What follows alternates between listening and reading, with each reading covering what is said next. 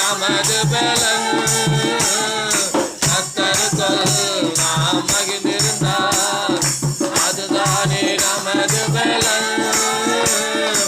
எத்தனையோ நன்மை செய்தவரை இன்று ஏற்றி போற்றி துதித்திடுவோம். நன்மை செய்தவரை இன்று ஏற்றி போற்றி புகழ்ந்திடுவோம். ஆமென்.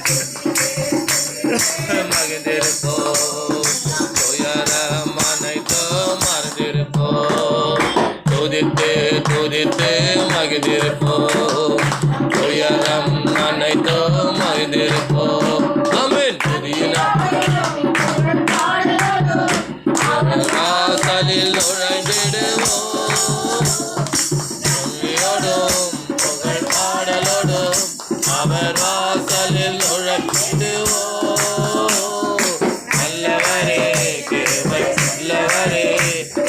நாளெல்லாம் உயர்த்திடுவோம்.